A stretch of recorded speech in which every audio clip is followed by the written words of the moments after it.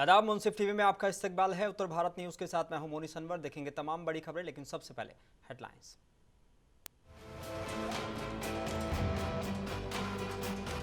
मुल्क समेत उत्तर प्रदेश के सभी जिलों में मनाई जा रही है ईद। देश की तरक्की और अमन सुकून की मांगी गई दुआ।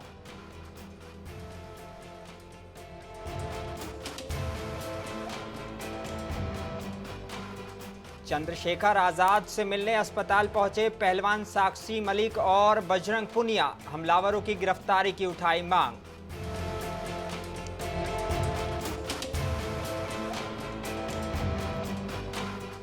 कानपुर में विधायक महेश त्रिवेदी का अधिकारियों पर फूटा गुस्सा। जूही खालवा पुल के निरीक्षण में बुलाने के बावजूद नहीं पहुंचे कानपुर नगर आयुक्त।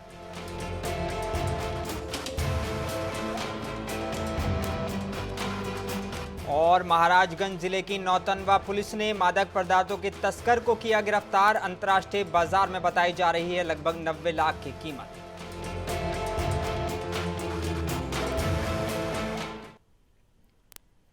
आइए बुलेटिन की शुरुआत करते हैं कुछ अहम और बड़ी खबरों के साथ। भीम आर्मी चीफ और आजाद समाज पार्टी सुप्रीमो से मिलने के लिए सहारनपुर पहुंचे पहलवान बजरंग पुनिया और साक्षी मलिक ने कहा कि चंद्रशेखर पर हमला निंदनीय है, इसे जातिगत आधार पर जोड़कर नहीं देखना चाहिए। भीम आर्मी प्रमुख चंद्रशेखर का हाल जानने के लिए पहलवान बजरंग पुनिया और साक्षी मलिक सहारनपुर अस्पताल पहुंचे। उन्होंने चंद्रशेखर से बंद कमरे में मुलाकात की और चंद्रशेखर को भरोसा दिलाया कि वो सभी उनके साथ हैं। इस दौरान दोनों ने मीडिया से दूरी ही रखी। भीड़ के बीच कड़ी सुरक्षा घेरे में उन्हें पुलिस गाड़ी से उतरने के बाद चंद्रशेखर के वार्ड तक ले जाया गया और इस दौरान मीडिया कर्मियों ने उनसे बात करने की काफ़ी कोशिश भी की, लेकिन भीड़ काफ़ी होने की वजह से कोई संवाद ठीक से स्थापित नहीं हो सका। मैं ये नहीं बता सकती कारण क्या है, लेकिन जो भी हुआ है ये बहुत गलत है और ऐसा बिल्कुल नहीं होना चाहिए। बस एक ही बात कहूंगी, दोषियों को जल्द से जल्द सजा होनी। आंदोलन में सच्चाई के साथ खड़े हैं, हमारे भाई हैं चंद्रशेखर। और भीम आर्मी के संस्थापक चंद्रशेखर पर हुए जानलेवा हमले के मामले में पुलिस ने हमलावरों की कार को बरामद कर लिया है। ये स्विफ्ट डिजायर कार है और इस पर हरियाणा की नंबर प्लेट लगी हुई है। और पुलिस की को बरामद ये गाड़ी की गई है और पुलिस की कई टीमों का गठन हुआ था, जिसमें अलग अलग स्थानों पर दबिश में कुछ लोगों को हिरासत में ले लिया है। उनसे पूछताछ जारी है। माना जा रहा है कि जल्दी पुलिस इन हमलावरों को तक पहुँच जाएगी और जल्द ही इस मामले का खुलासा कर लिया जाएगा।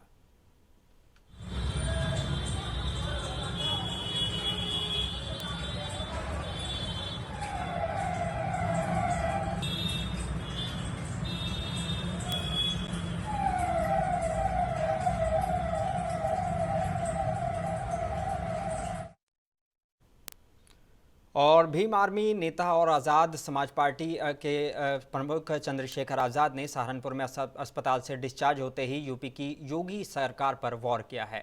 चंद्रशेखर ने कहा कि मैं अपनी ज़िंदगी के लिए लड़ रहा हूं, लेकिन अपराधी अभी भी खुलेआम घूम रहे हैं। यह सत्ता में बैठे लोगों के संरक्षण के बिना नहीं किया जा सकता। उन्होंने कहा कि मेरा मानना यह है कि सरकार की घोर लापरवाही है। भीम आर्मी नेता ने कहा कि मुख्यमंत्री ने एक शब्द भी नहीं कहा। इससे पता चलता है कि वो अपराधियों को बचा रहे हैं।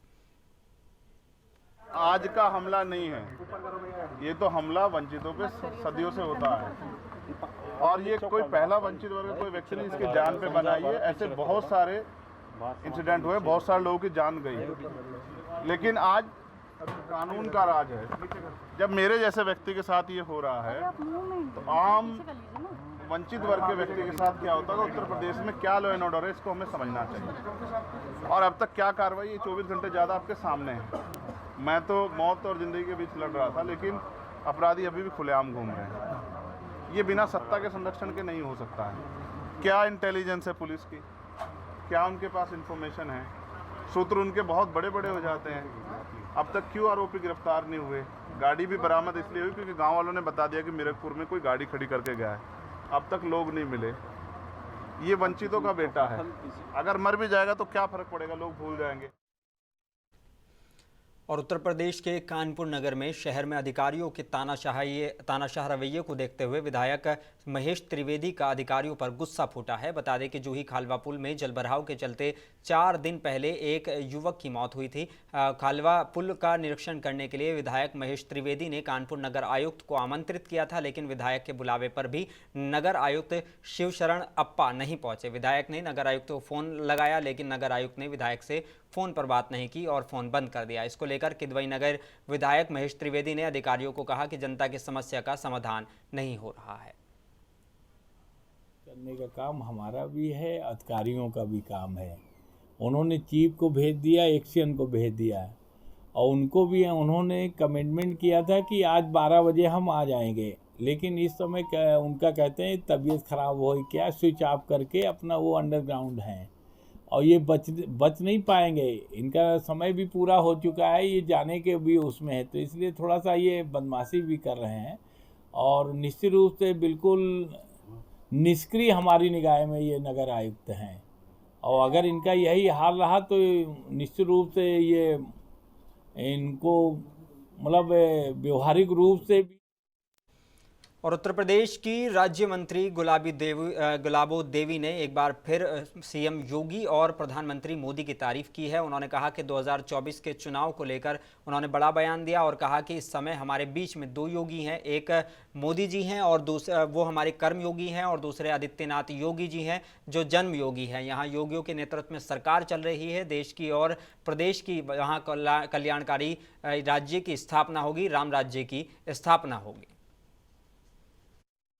एक माननीय मोदी जी जो हमारे कर्म योगी हैं और एक माननीय आदित्यनाथ योगी जी जो हमारे जन्म के से योगी हैं। जहां योगियों के नेतृत्व में सरकार चल रही हो देश की और प्रदेश की, वहां कल्याणकारी राज्य की स्थापना होगी, धर्मनिरपेक्षता की स्थापना होगी और राम राज्य की स्थापना होगी। तो हमारी जनता सुखी रहेगी। ना यहाँ इस समय इस सरकार में न जाति का कोई भेद है, न वर्ग का कोई भेद है, न संप्रदाय का कोई भेद है। किसी प्रकार के बिना किसी जाति और धर्म के यहाँ सबके लिए समान सुविधा। और उत्तर प्रदेश के ज़िला शाहजहाँपुर में ईद उल अज़हा का हर्षोल्लास के साथ मनाई गई। ईदगाह में शहर इमाम अहमद मंजरी ने नमाज से पहले तकरीर की कुर्बानी करने की मसाइल पर रोशनी डाली। कौम मिल्लत को नेक अमल करने और दीन की राह पर चलने की हिदायत दी। नमाज के बाद शहर इमाम ने देश की तरक्की और देश में भाईचारा, अमन, सुकून की दुआ मांगी। नमाज के बाद सभी ने एक दूसरे के गले मिलकर ईद की मुबारकबाद दी। आज का दिन ईद उल अज़हा का दिन है, कुर्बानी का दिन है, सुन्नत इब्राहिमी की अदायगी का दिन है। प्यारे आका ने फरमाया कि तुम्हारी कुर्बानी के हर बात के बदले में अल्लाह ताला तुमको एक बहुत बड़ी नेकी अता फरमाता है। लिहाजा आज का दिन मुसलमानों के लिए बहुत ही खुशी का दिन है, बहुत ज़्यादा मसरत का दिन है। मुसलमानों को चाहिए कि प्यार और मोहब्बत के माहौल में अमन सुकून के साथ त्यौहार मनाएं। और उत्तर प्रदेश के बांदा में भी पैगंबर इस्लाम हज़रत इब्राहीम अलैहिस्सलाम द्वारा दी गई कुर्बानी की याद पर ईद उल अज़हा की नमाज अदा की गई और मेल मिलाप और भाईचारे के साथ ये त्यौहार मनाया गया। यहाँ पुराने ईदगाह सहित तमाम मस्जिदों में बकरा ईद की विशेष नमाज अदा की गई, जिसे मुल्क की सलामती, भाईचारे की दुआ की गई। इस मौके पर चित्रकूट मंडल के कमिश्नर, डीआईजी और ज़िले के एसपी, डीएम समेत तमाम अधिकारी भी मौजूद रहे और लोगों को मुबारकबाद दी। वहीं डीएम ने लोगों से अमन चैन से रहने की बात कही।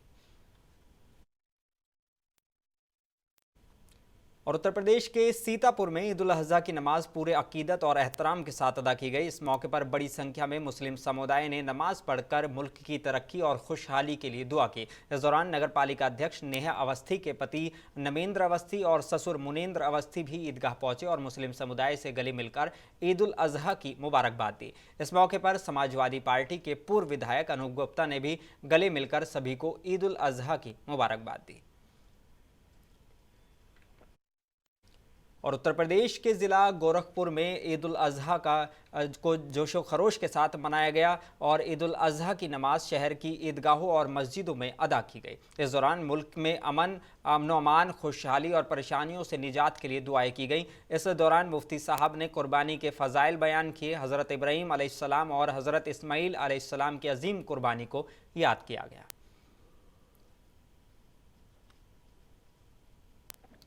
और उत्तर प्रदेश के ज़िला जौनपुर में ईद उल अजहा का त्यौहार अकीदत के साथ मनाया गया। बकरीद इस्लामी पर्वों में दूसरा सबसे अहम त्यौहार है। अब जौनपुर में मुस्लिम समुदाय के लोगों ने ईदगाह और मस्जिदों में नमाज अदा की। इस मौके पर मौलाना सफदर हुसैन जैदी ने मुल्क में अमन सलामती की विशेष दुआ कराई। उन्होंने लोगों से अपील की कि मुल्क को मजबूत करने के लिए अपना योगदान दें और शासन प्रशासन की गाइडलाइन का सख्ती से पालन करें।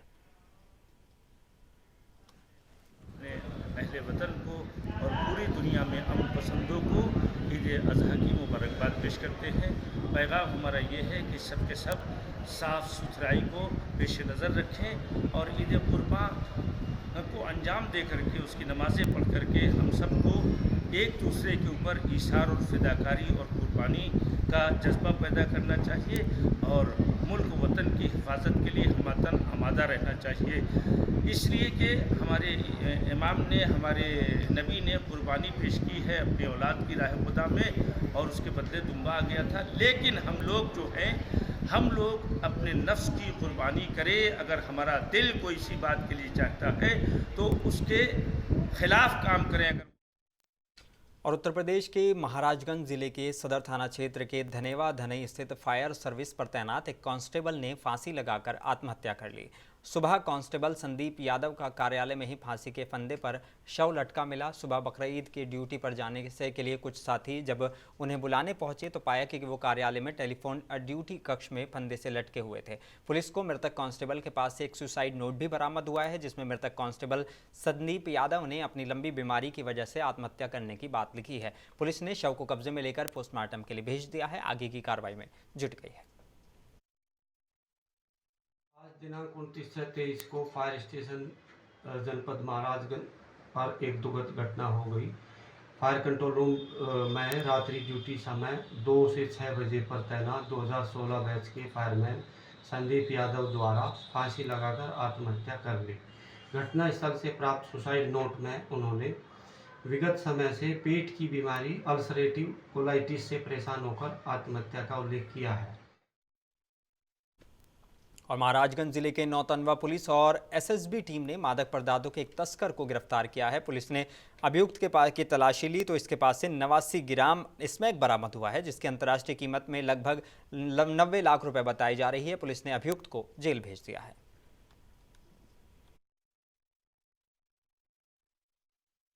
तो एक व्यक्ति आते हुए दिखाई दिया, जिसकी जब तलाशी ली गई तो उसके पास से अवैध मादक पदार्थ बरामद हुआ है, जिसके संबंध में कोई प्रपत्र नहीं दिखा पाया। इसके बाद बरामदगी के आधार पर उसे गिरफ्तार कर एनडीपीएस एक्ट की सुसंगत धाराओं में अभियोग पंजीकृत कर लिया गया है और उसे अब माननीय न्यायालय के समक्ष पेश किया जाएगा।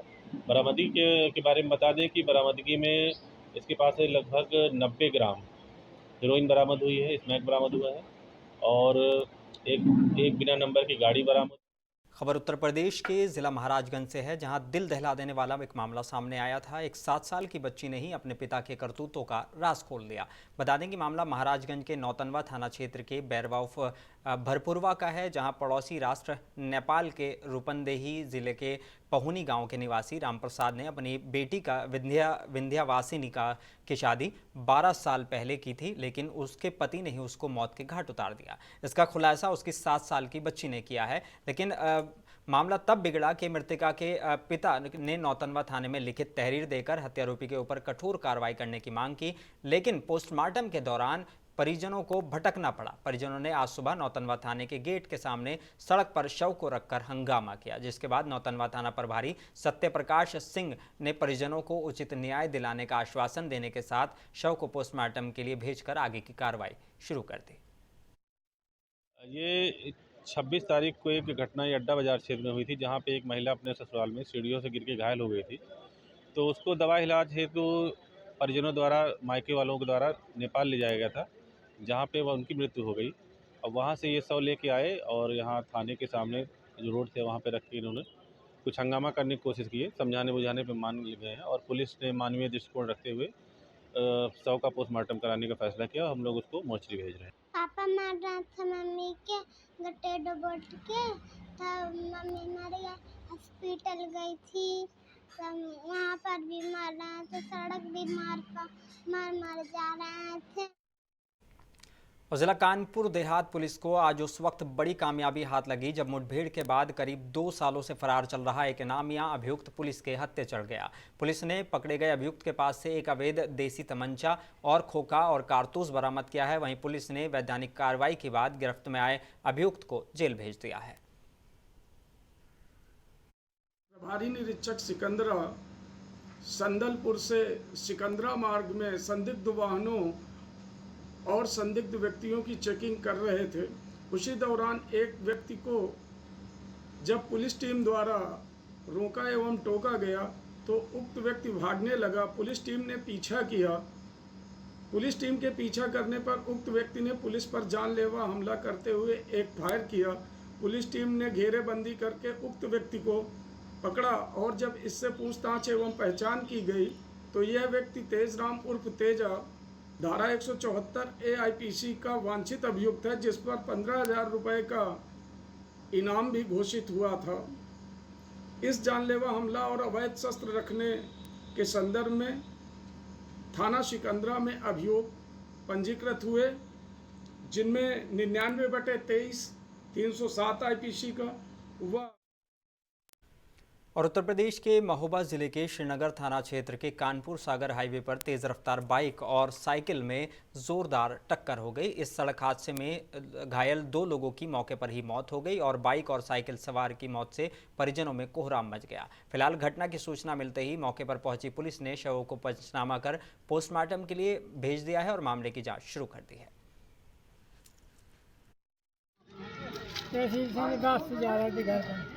इसके बाद में ये सूरज चौकी के पास 1 किलोमीटर पर मतलब घटना भाई ये और अज्ञात वाहन है, मतलब देख नहीं पाओ कोई नहीं। और यहीं से साइकिल वाला जा रहा हो तो और एक साइड से ये साइड पे गया था, वहाँ से बड़े वाहन वाले ने दोनों को मारा है और वाहन नहीं देख पाओ कोई नहीं। लोग मतलब 2 लोग साइकिल वाले। और खबर गाजीपुर से है, जहां मोहम्मदाबाद कोतवाली अंतर्गत बढ़ईपुर ग्राम सभा में बीती रात 2 किशोरों की चाकू मारकर हत्या कर दी गई थी। हत्या उस वक्त की गई जब वो अपने घर से लगभग 200 मीटर दूर शौच करने के लिए गए हुए थे। इस दौरान किसी ने दोनों पर चाकू से ताबड़तोड़ हमला कर उन्हें मौत के घाट उतार दिया। घटना की जानकारी मिलते ही तत्काल पुलिस के आला अधिकारी मौके पर पहुंचे और घटना की छानबीन करने में जुट गए हैं। रात्रि करीब 12 बजे कोतवाली मोहम्मदाबाद को ये सूचना प्राप्त हुई थी कि बढ़ईपुर गांव में एक घटना हुई है जिसमें 2 लोग मृत हुए हैं। इस सूचना पर तत्काल यहाँ पे पुलिस आई तो यहाँ के जो वर्तमान प्रधान हैं उनका बेटा है करीब 15-16 साल का और एक उन्हीं के रिश्तेदार है। इन दोनों की चाकू मार के हत्या की गई है। और कानपुर के घाटमपुर में 21 दिन पूर्व हुई युवक की हत्या का पुलिस ने खुलासा कर दिया है। पुलिस ने इस मामले में मृतक युवक के सगे ताऊ समेत 3 सुपारी किलर्स को गिरफ्तार किया है। बता दें कि 7 जून की रात को घाटमपुर में तरगांव के प्रमेंद्र नामक युवक की हत्या कर दी गई थी। अंतर्गत में 7/8 जून 2023 को एक हत्या हुई थी। उस संबंध में थाना घाटमपुर पे 280/23 धारा 302 IPC के अंतर्गत में एक मुकदमा पंजीकृत किया था, जिसमें अज्ञात में मुकदमा पंजीकृत हुआ था। उसके बाद में हमारी पुलिस टीम जो है इसमें लगी हुई थी ताकि इस घटना का सफल अनावरण किया जा सके। जो अभियुक्त इसमें हैं उनको जो है हम सजा दिला सके, इसके लिए हमारी सर्विलांस की टीम और मुखबिर खास और थाना स्थानीय की जो टीम थी और उत्तर प्रदेश के लखीमपुर खीरी जिले में पलिया कोतवाली क्षेत्र के हरशंकर लॉन और प्रेसिडेंट पार्क के पास अहले सुबह क्षेत्र के ही मोहल्ला बाजार सेकंड निवासी संतोष गुप्ता उर्फ गुल्ले का 22 वर्षीय पुत्र मोहित गुप्ता का शव पड़ा मिला, जिसकी सूचना सफाई कर्मियों के द्वारा स्थानीय पुलिस को दी गई। इसके बाद मौके पर पहुंचे CO आदित्य गौतम और कोतवाल प्रमोद कुमार मिश्रा ने मौके पर पहुंचकर शव को कब्जे में लेकर जाँच पड़ताल शुरू कर दी है। और बांदा के बबेरू में बीती रात मूसलाधार बारिश के चलते कच्ची दीवार गिरने से घर के अंदर सो रहे एक 50 वर्षीय मजदूर की दबकर मौत हो गई। परिजनों के द्वारा दीवार के मलबे से मजदूर को निकालकर अस्पताल में भर्ती कराया गया, जहां पर डॉक्टरों द्वारा देखते ही मृत घोषित कर दिया गया। ये अम्बेडकर नगर मोहल्ले में एक घर की दीवार गिरने से एक व्यक्ति जो धनराज और पुत्र, उसके पिता का नाम सुमंत था, उनकी मौत हो गई है। वर्तमान में सीएचसी में पोस्टमार्टम वगैरह कार्रवाई चल रही है। इसके पश्चात जो सरकारी सहायता दी है उसको सहायता दी जाएगी। दीवार गिर गई थी तो उसको निकाला टाट-टूट के माटी, एक बगल से रक्षा मंगवा के आए तो यहाँ डॉक्टरी तक आए तो अधिहारे में दम टूट गया। और आखिर में एक बार फिर नजर डालेंगे हेडलाइंस पर। मुल्क समेत उत्तर प्रदेश के सभी जिलों में मनाई जा रही है ईद। देश में तरक्की और अमन सुकून की मांगी गई दुआ।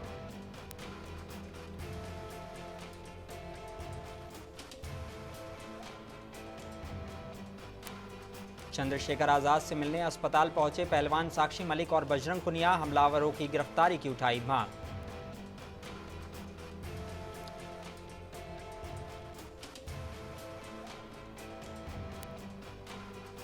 कानपुर में विधायक महेश त्रिवेदी का अधिकारियों पर फूटा गुस्सा। जूही खालवा पुल के निरीक्षण में बुलाने के बावजूद नहीं पहुंचे कानपुर नगर आयुक्त।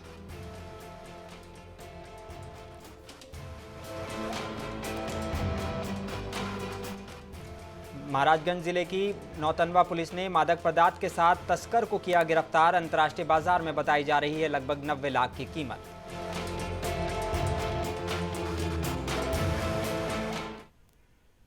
बुलेटिन में बस इतना ही। अपने मेजबान मोनी सनवर को दीजिए इजाजत। आप बने रहिए मुंसिफ टीवी के साथ।